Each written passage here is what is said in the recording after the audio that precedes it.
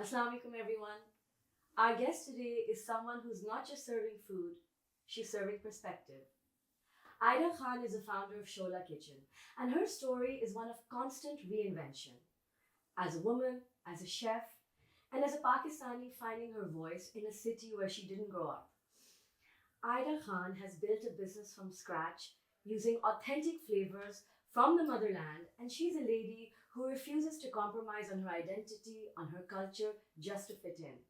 So, in this episode, we are going to be talking about food, but we're also going to be talking about identity, ambition, representation, building something that reflects who we truly are.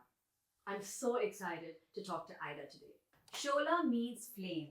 And if you know Aida, you know that name couldn't be more perfect. Founder of Shola, Aida is bringing authentic Pakistani food to London.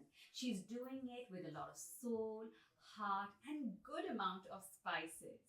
She's that friend who will feed you even if you're not hungry, make you laugh even though you think you couldn't, and is so effortlessly cool in just being Aida. Starting a food business in London is no joke, especially when you're not backed by a big investor. What were some of the earlier challenges that you faced, and how have you kept reinventing Shola Kitchen to stay relevant today? So, starting any business, I think, in London in the current economy is not easy. Hats off to anyone who's trying at it. For me, especially since I wasn't part of the London food scene, I came into it with an outsider perspective. Even in the way I was, just sort of my background. I went to culinary school, but had to really make a space for Pakistani food and Pakistani cuisine.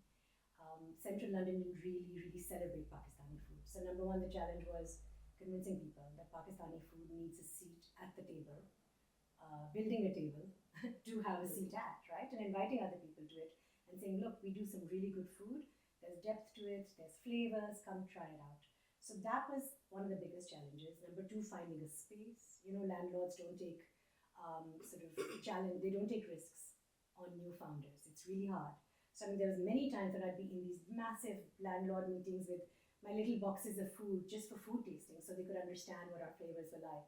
I started off with supper clubs and caterings and evolved into a restaurant model. And when that space didn't work, I sort of have rejigged it again post-COVID and do a lot more catering and events and pop-ups, which is what's suiting the purpose much more right now. Yes, because I've been to your space. I've had food over there. So now it's just a kitchen. Is that? So currently, in the current environment, for the next few months, I am just focusing just on, because summer gets really busy, the time of year is really busy, so we're focusing just on our pop-up space and our catering space. Okay.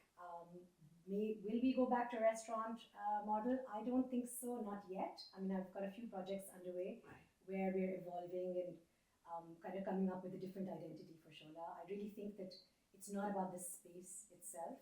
It's more about what we contribute to the larger food scene. And can you just quickly tell me a little bit about your background before you started Shola? What were you doing just before that? And what made you? Okay, so the story is quite interesting because I went to college in America. I worked at Bank of America for a while, for about 8 years, and then I moved back to Pakistan. Worked in the banking industry in Pakistan, but there was still a bit of me that wanted to do something more fun, right? Like any banker kind of gets tired eventually. Yeah. Very earlier on, I just decided, okay, and an opportunity came up with one of the new news channels. This is when media was just launching in Pakistan. Yeah. And I had an opportunity to do a travel food show all around Pakistan. So, and that was the first time they had budgets for something like that. I traveled literally from north to south, following food and learning how to cook from the people of the land, essentially. So I've been to villages, learned how to make makai ki roti, picked out the saag to make the sarson ka At the saag. source, yeah. At the source, it was fabulous. And I really learned a lot, and I think that's what got me started, thinking that I want to make food some part of my journey and my career. Eventually then ended up moving to London, did a couple of other things, did my master's in something else completely different, and then went to culinary school to learn how to apply professional cooking techniques to our food. Because I think that's what the gap was. Like I could cook for as a desi mom and somebody who loves to host, Mhm. I really did know how to do all of this food stuff. Okay. But just to get that stamp and to learn that how to cook in a professional kitchen Okay. and learn how to kind of navigate kitchen spaces, timings, things like that. I think I really Okay. enjoyed doing that. But now you That's said how it started. our food. You always say your food is not fusion. Your food is authentic food. But what do you mean by that? Because it's a very contrasting thing to say in this environment where we are in London, where we have fusion. We have a lot of restaurants that are serving us authentic Pakistani food. How do you call your food authentic? So, look, authenticity, I really think, is more of an emotion. Okay, so it's not a very tangible thing. So, for me, the authenticity comes from the flavors of my childhood, food that I grew up on in my house, and having sort of moved to London and not being part of, I wasn't born and bred here. So, I really come with that lens. The lens for my food is all just Pakistani food that traces a history and tells the story of the generations before. I really focused on not doing trends and not doing fads. I really, and that's the hardest. I think that's what I probably found the most challenging thing in the food space, to not go for the viral trend, to not do the, crazy something that's going to just make you a one-hit wonder for that, right? Yeah. So, and I think, for that, I had to really focus and go back onto what the recipes were from our past. Authenticity means taking the history and kind of translating it. You don't have to kind of do something gimmicky and new. You just stay rooted and let your roots kind of define where your food direction leads. So, for example, did you know that tomatoes were really part of our South Asian cuisine? They just came to our subcontinent about a few hundred years ago. Really? Before tomatoes' arrival, I mean, it came through all the trade routes and all of that. But it came, we used to use, South Asians would use things like yogurt, tamarind, just to add that tartiness, to add that like, acidity to the flavor. You would use tomatoes, you would use, lemon, tamarind, pomegranate seeds, amchur, they say the like dried mango, all of that stuff. Yeah. And recently, and that's why you'll see in Pakistan as well, in the north and in Balochistan, tomatoes aren't really a big part of their recipes. True. Right? So they use very few of those. Again, black pepper corn was used as black pepper was a very South Indian thing that we had, Right. the subcontinent had. And black pepper was actually used as it was called black gold back in the day. And it was used for trading, like the Greeks and everyone, they would use it to pay dowries and cash and things like that. So, That's but the term gold, did that come because it was valuable? it was valuable. Yeah. Ah, Isn't that interesting? interesting. Because we've had things like, we've had ajwain seeds, which are, we've had fennel, we've had turmeric, all of these things there's a lot of sort of health and kind of like Ayurvedic stuff that's rooted into our food. Yes. And that's how things like chaat, for instance. All of the flavors that are together in a chaat was started off as something that was supposed to be a healer. Because it's got your tamarind, it's got your turmeric, it's got your Maybe the kala namak different also on things, it. all of these things. Yeah. And those flavors Yeah. come together to kind of be a healing property. So it's interesting. There's a lot of food history and background to our, to the cuisine that we create. So it's not just about a good kadhai. And did you learn any of these tips and tricks from your mom or your nani or your dadi? My family loves to eat. So essentially, if you're part of a big clan that loves to eat, you're going to learn how to love to cook. And just even my kids now know one spice from the other. Like, my favorite right now is, I always love a mix of the cumin powder and coriander powder. I think that just elevates your entire dish. Like, if you mix those two together and you kind of toast them with a little bit of black pepper, you can keep adding it to a lot of different things. Aren't you a very good Pakistani food cook? I am. I really enjoy. And when I used to do my food show, everything that you're mentioning is just coming back to me, because these are all the little things that I also used to research and talk about. There's all the little masalas and what goes with what and the importance of it. So it's quite interesting. And when you cook Pakistani food, do you stare at recipes, or do you do it intuitively and you just go with your gut? I go with my gut. So I have a way of doing it. If I see a big bowl, I've cooked for 60 people, 70 people as well. So alone. So I've done those big digs and stuff, and Aida probably understands. Like when I put the salt in the masalas, I have a way of, I don't measure. And I know. But that's interesting, because that is exactly why when you asked, did I get the recipes from my mom or yes, everything is plagiarized from family. Nothing is authentic. Like the authenticity of my recipes is that they're authentically taken from everyone else, right? From my family. But I think that there's also a reason why we've not been able to document them properly. Because our mothers, our grandmothers, everything, it's all andaza, right? You just kind of take a handful of this, a spoonful of that. So now coming back to the restaurant model, and for me to do the restaurant and the catering, I had to really retrain in terms of how to make it into a science. So Because my otherwise recipes you're- are all, Sorry, because your dishes wouldn't be, you need to have consistency, right? that is because that's घर the में one थोड़ा test. यहाँ वहाँ भी चलता है, but I suppose when customers are paying for, A meal, they want to have a consistency. unless you can have this caveat that it's never going to taste But you can't, like- I think that is, I honestly think it is probably it's the biggest downfall of a restaurant is lack of consistency, right? Yeah. You will never go back to a place that you can't count on, and that's it. Like I feel like Shola for me is something that you can rely on. It's reliable, right? Like you know that the dal is going to taste that way. You know that keema is going to taste that Yeah. way, and that's what brings you back. That's what makes you order that chaat again or order those pakoras again, because you know that this will remind you of what you've had before. But surely it makes a difference when you're in the kitchen and you're putting your hand in and doing something, adding the last touches. And if you're not around and your staff is doing it, even though they're well trained, wo baat maybe kabhi, it's not there. I actually don't think so, because I think that is where the creativity and the mastery of putting, making it into science, right? That's what I did, because it's ghar ka khana. It tastes like home cooked food, but it's not. You're not coming to my house to eat. Because if you come to my house to eat, yes, I'll put those touches and it's mine.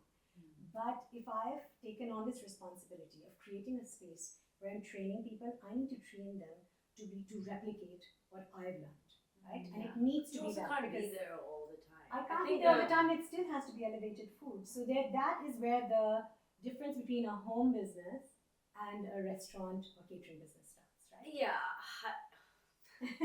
I love to cook Pakistani food, but I'm that person who's like, Mama, what's the recipe? Or Chunno Khala or whoever, and they're like, but salt and pepper वो देख के, right? And I'm like, नहीं, मुझे exactly बताएं कि कितना quantity, कितने tablespoon or teaspoon, and the way I cook and the way I look at recipes. There's some blogs, like, you haven't put your recipes online, right? In a sort of a Shola blog, yeah. Not yet. I will be your first customer, but I'm really not creative, or I just have to follow everything to a T.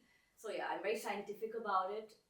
So that's why I feel. But see, that's the thing. That's That's the what I method. feel. But that's the method I try to do. I really want. So my whole thing with Shola, my restaurant actually has very few South Asians. My team is made of very few South Asians, Right. who've kind of learned how. Because I've taught everyone from scratch Got how it. to make our food.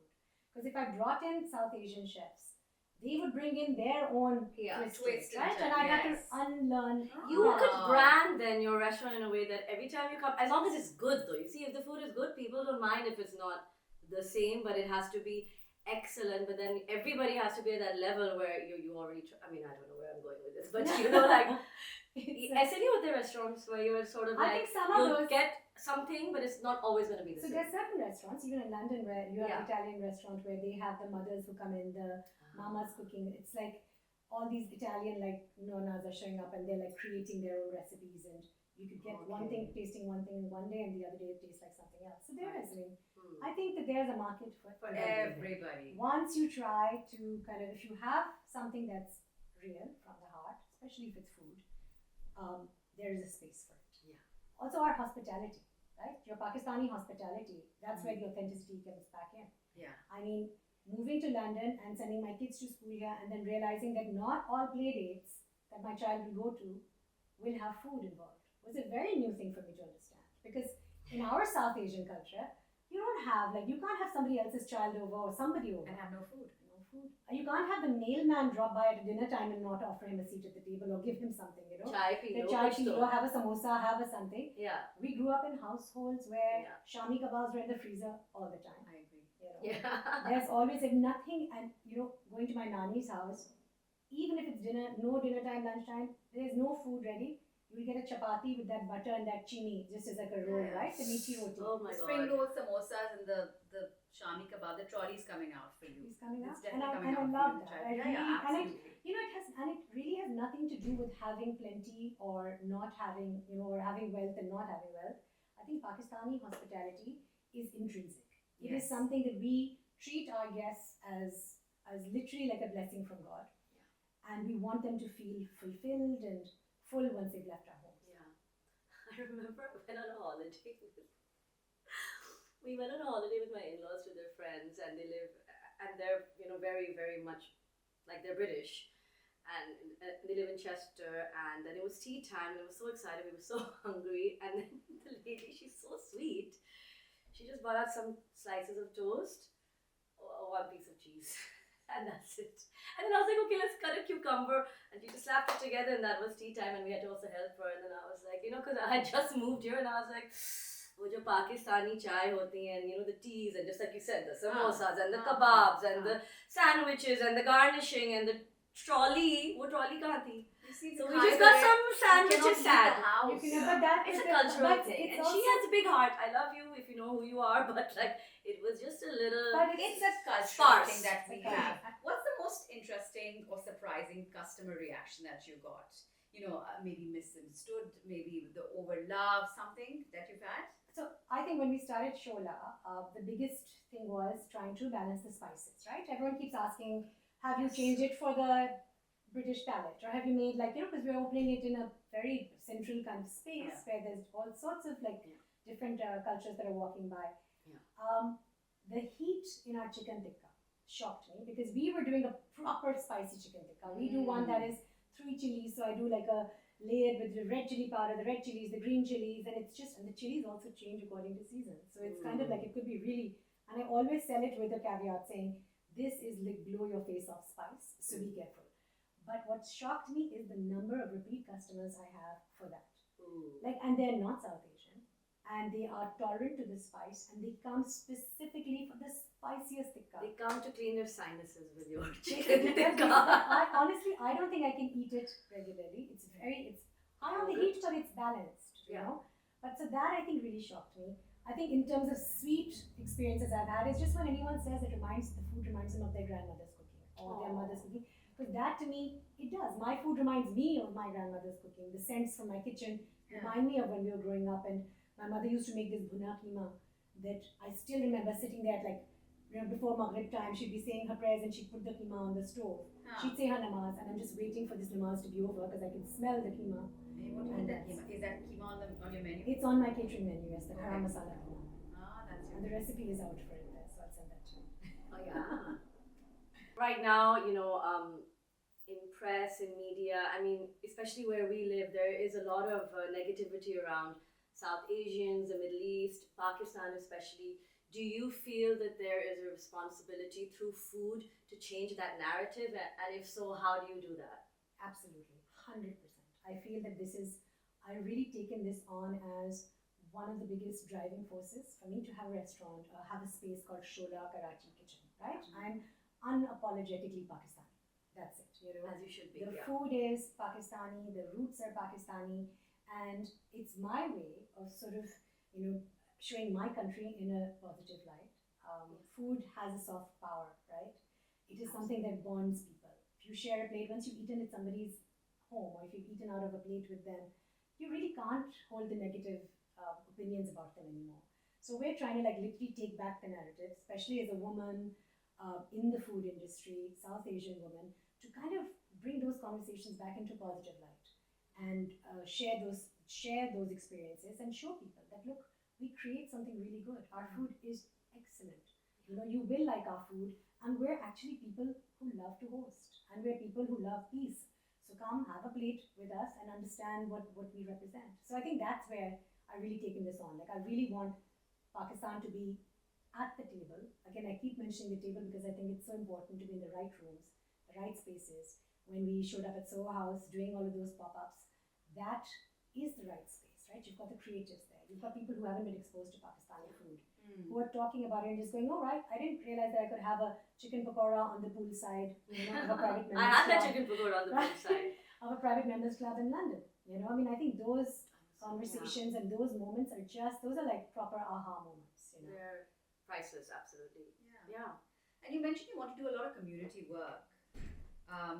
How would you especially do it for South Asian girls who don't see, independent and empowering women like yourself doing it all by themselves? So, I mean, when I say that I want to work with communities, this is what it's in the works. We're doing a lot of projects now where we're trying to do, Shola, again, created this brand, this presence, trying to represent Pakistan, trying to represent Pakistani women, trying to kind of have the right conversations around it. So the next question was, because that's how I teach my kids as well, that we don't just take, we give back as well, right? So I'd love to create a space now where we're going to be training South Asian girls to come out of their homes, to look at Shola and be like, hey, so if she can do it, so can I. You know, if she can kind of run a restaurant in central London and we feed, like, you know, at some of the best dinners in town, catering at those, so can we. And through some community initiatives, projects that we're looking into, we will be training proper hospitality training for females, for South Asian females especially, and also just sort of creating supper clubs and spaces where you bring together different communities and talk to them about our Pakistani food. Okay. So if someone comes to London and I say, you know, I want them to try Shola Kitchen, which I do, where can they find you exactly? So they find us on Instagram. For the next few months as well, yes, on Instagram. On Instagram, they find us on Instagram. You can direct message us because we still take on bookings for caterings and we're still doing a lot of private caterings and events. Okay. Right now, in terms of for this summer months, I do not advertising any permanent spots for us. Okay. We're only doing it through caterings and events. And what about into the fall? Because we don't know when we're going to air this episode. Yeah. So then once into the fall, I have something coming up in September that I can't talk about. You can't talk about it? Okay, then watch the space. So watch the space, but yes. So Okay. we're just going to be, so yes, just stay tuned. Just follow us on Instagram and that's pretty much where And are you on any delivery portals or are you doing your own deliveries or you're not? We're not on any delivery portal. Right, yeah. Okay. Got it. Why did you do that? The margins were really, really low. Yeah. Okay. And it was just not, it makes it, that's the whole thing. Like, again, I think that's what the beauty of being in this space has been, to reinvent what it started off as. And I think anyone who says that their business started as something and they've stuck to it is probably lying. I think all successful businesses really evolve. Just like as humans we evolve, the business model has to evolve. What works for you, what doesn't work for you evolves, and that's what we're doing. We're just changing the kind of lay of the land for Shola right now. Aida, you're so inspiring. You have 2 kids. You have this full-time job. And I know you have a massive social life as well. How do you juggle it all? And also your children, do they resent you that, you know, mommy's away and she's so busy? Do they support you? Like how do they, you know, see you and what's their sort of role in all of this? I mean, I'm again very lucky because my children are actually my biggest cheerleaders. You know, they really, really, like, for them, it's like, why aren't you taking this call? If there are sometimes if I don't, because see, with the catering space, I'm able to sometimes say no, and this is why this year with my son doing his GCSEs and the younger one needs me more. My husband's been traveling a lot for work. So it's just been the perfect time for me to be more present and available. So there's been some times where there's some big names that I've had to turn down and say, no, I can't do this event right now. And my children will be the first ones to say, no, you have to go. Why are you not calling, you know, XYZ aunt to come and look after us? And you can go. I mean, XYZ aunt. you know, I mean, because it takes a tribe, right? You've got a whole village. So, and they've been very excited about this entrepreneurial journey. Like they are already, their brain starts, and it's interesting what you expose them to. My children, my younger one, I still remember, if he wanted to buy something, he would actually then convert it into how many Malai Boti rolls, that number, like his box of Lego, how many Malai Boti rolls does that have to be sold for him to get his box of Lego? Like he would just do the numbers. That's how they started doing the numbers so early in life. I learned maths also. I mean, he also walked around the restaurant once in his summer holidays asking for tips, and I was like, stop doing that. Oh my God, that's so cute. But they named the dishes Karachi Crunch Burger. That's my older one. Just it was his brainwave. He came up with it, and he said, "This is the name you have to have." You know, Karachi Crunch Burger. And it kind of took off.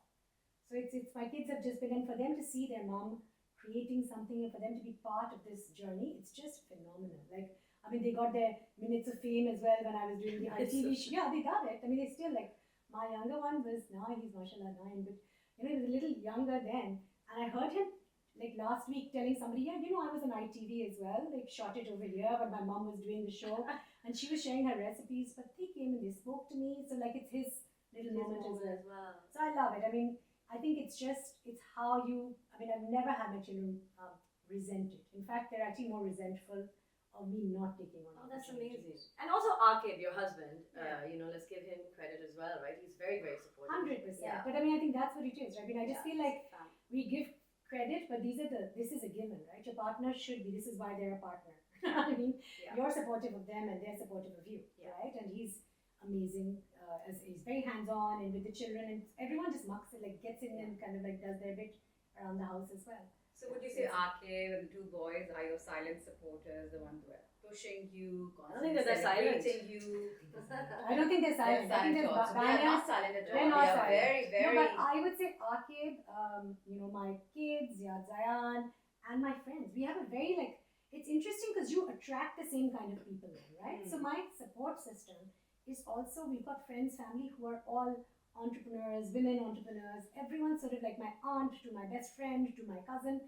Everyone, I can pick up the phone and ask them, okay, I've got this idea, and so many things like tweaking, recipes, tweaking concepts, saying, okay, fine, this is what I want to put out there. How do I achieve that? It's never me just sitting there on my own and just saying, oh, I've come up with the idea, I'm going to execute it. It's always a sounding board, whether it's the kids, it's the family, it's the friends, and that I find so helpful in terms of the journey as well, right? Yeah. What's your favorite journey so far in the Shola time that you had your pop-ups, your supper clubs, a lot of you did Marvel as well. So what's been your absolute favorite? Honestly, at every single stage, I love doing parties. I love doing weddings. I know everyone talks about the high-profile events, which are great, right? But what I really enjoy doing are the little family events. When you've got like a Mayo that I did recently, where it was a very simple event, but you felt the warmth, and then when they bring you into your home to do that whole setup and help with the catering and all of that, that to me brings me so much joy, because you're part of somebody's memory, right? You've created that. Because you'll have all the glam events and the red carpet and all of that, which are obviously very welcome, and yes, I'd love to get some more, thank you. I'm not trashing those. I'll give you a number. But I think that I'd love to, but I really think that the home ones and the small ones where you kind of like connect with the mother of the bride and you get the best compliments for them. Or the grandmother sitting there and saying, oh my God, this paratha is like perfect. You go, really? A grandmother's appreciating my paratha? I'm so grateful. So do you remember my birthday a couple of years ago did when the Aida catering was as so well, kind yeah? and she did the food? This is so funny. Your food is amazing. By the way, I don't go to so many Pakistani and Indian restaurants in London because I'm a food snob and I'm like, bhai hamara khana jo Pakistan mein hota hai. It has to beat all of that. And even what I make, but Shola is something that I keep going back to. And then for my birthday, that you both of you were there. So I had your food. It was so good. Everybody was eating. And then nicely, politely, a few girls said, can we pack some of the food to take home? This is the only time. And I was like, acha, chalo, theek hai. You can't even say no. Yeah. But ab itna bhi nahi. End mein dekha to all my food was gone, and Faris, my husband, also wanted food, and I had a house guest as well. It's the first time that I'm not even that embarrassed actually. I was like, guys, you have to leave the food. So I was like, itna sara khana pack kar diya. My husband is like, his mouth is watering ki main aunga to mujhe bhi Shola khana hai. My house guests also want to eat it. So I literally had to tell some of our friends, you guys have to leave it. It was a pack karke. I was like, sorry. So I actually took the food. I'm so sorry. I'm sure we took some back as You well. were not one of them. I don't know if you were, maybe, but I just said leave the boxes. Never leave anything. Isn't it terrible? The biggest compliment. So when I do the dinners at Shola, when I do the Eid and so I was like, हटो ये खाना छोड़ो और जाओ ये खाना इधर ही रह रहा है और हम खाएंगे. Sorry, इतना भी नहीं. And Aida, you do the iftars and the Eid. I love Christmas. कोई नहीं छोड़ता है. कोई नहीं Everybody छोड़ता. is there and we are waiting for your speeches to be done and we attack the food from every corner. So those speeches have become such a part. Even my dinners They're lovely at home. speeches. My dinners at home now. My children, my 9-year-old, you should see the home videos of this. Even if I'm having like 10 people over for dinner, Mama speech, hang on, ting, ting, ting, ting, ting. The glasses are going, and he goes, and we have them. Now they've started replicating this whole like how I speak. So it's sort of like he's like, and so we've got this dish, and we've got this dish, and this is cooked like this, and all of that. But I think even at the iftars and the Christmas and the Eid parties that we do at Shola for all our friends and family, which I love to do, I learned much earlier on that I have to have the takeaway boxes. Right? Because we all take them home. We are taking all your Isn't food that the home. best By the way, compliment? we have Yes, friends it is. It's a who compliment. take your parathas and they freeze your parathas. You have no idea the craze behind and the madness of who's taking what. If you could eat something on your menu every single day, what would that be? So again, seasonal. It's very seasonal. I just mentioned the chicken tikka. Actually, chicken tikka dal chawal is my like childhood kind of favorite, because you've got the chicken, you've got the rice, you've got the dal. I love that. I am an absolute vegetable pakora monster, like a cookie monster. Yeah. I'm like the vegetable pakora Oh, I monster. love And it is the pakoras. worst thing when you're trying to like avoid the oil and really not. So Yeah. I've had to so many times tell my staff in the kitchen that if I walk in, because then of course I walk in Yeah. and pretend to be taste testing, which I'm not. You're eating! I'm literally just like popping in a couple of pakoras and walking Can I ask back. you something on the pakoras? You're probably Yeah. going to be like, bilkul hi nahi Annie, pagal mat bano, but can people make pakoras in an air fryer? Yeah. Yes, you can. You Yeah, can. I was hearing and I was like, but don't they have to be deep fried? No, Itne you tel mein can. aap You hi dalte? can. It depends on what kind of texture you like. It takes a little longer to make the pakora. You have to be very careful because the basin can stay a bit, Get stuck or get a bit raw, stay a bit raw. So you have to keep stay it raw, back. yeah, deep Yeah. inside. But you just need to, and the key to doing it in the air fryer is to spread it out as much as you can. Make the little balls and spread it out as much as you can. Well, then how? Okay, fine. Have you ever attempted that? I've attempted it once. It was not the best experiment, but you know, I just made for them your a few sake. times and they come out perfect.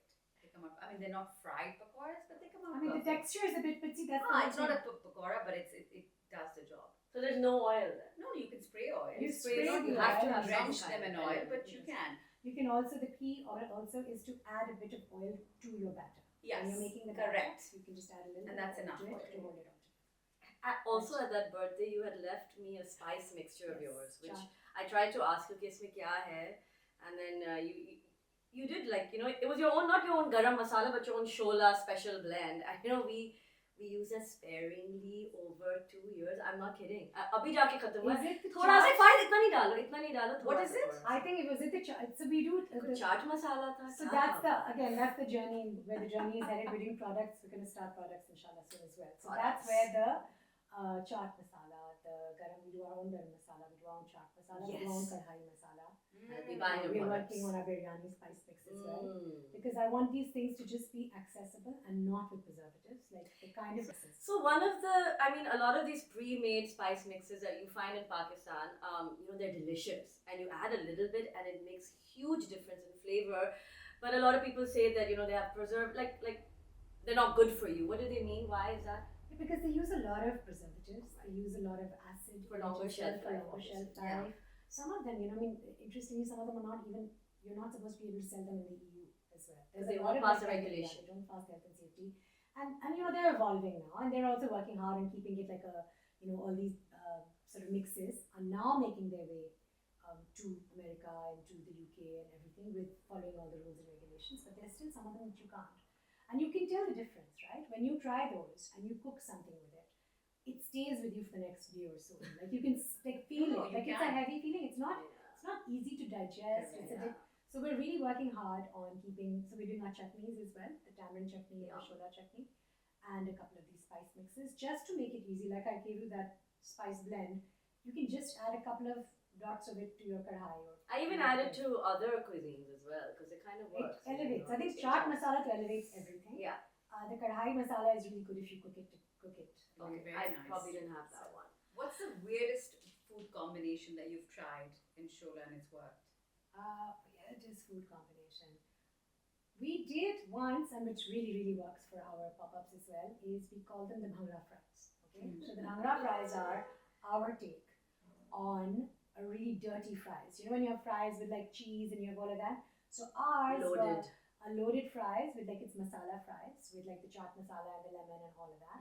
Plus we've got like a really yummy like lamb shoulder mix, like we do the lamb shoulder. So then I accidentally came upon this because we take the lamb shoulder and then we have a sauce because we do it all at the grill, then we barbecue it. Okay. We start the lamb shoulder in the oven and then we barbecue it.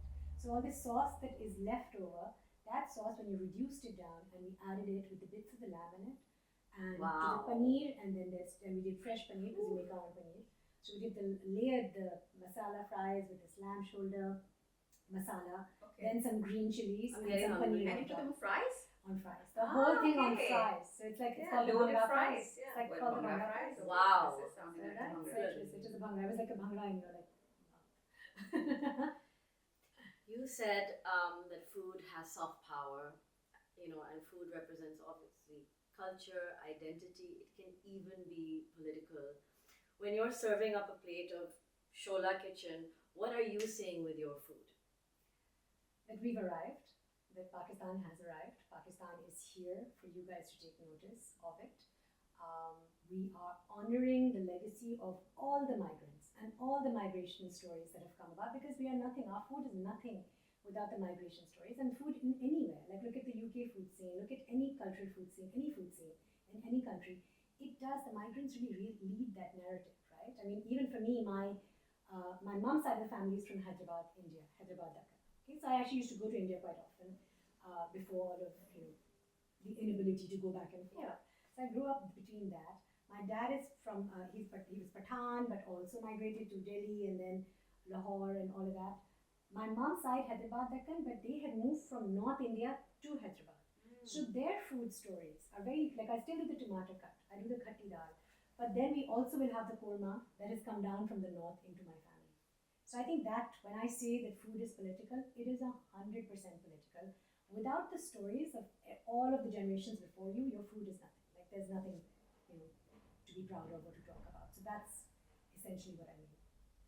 Thank you, Aida, so much for being here today. Honestly, it was such a treat. You're mentioning all these foods, and I think it's lunchtime, and I really would love everything that you've mentioned.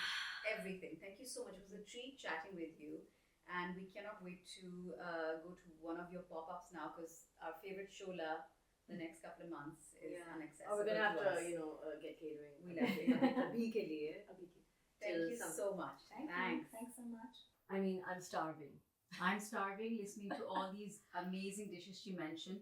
But how great it is to, chat with friends who are doing so well. Yeah. And she's doing phenomenal, and there's so much to her that is still happening, and the growth is amazing. And so good luck to her. And I love hearing the stories behind what people do, why they do it, their motivations, their inspirations, be it family, culture, the migrants that she was talking about. It's so nice to hear the stories behind the people that are, fronting these amazing, with businesses. great positivity also. Yeah, of course. That fire in her is still there, and I hope it keeps going, and it does her really well. Great episode once again. We had a great chat, and we will see you next week. Yeah, and we're going to go get some pakoras now.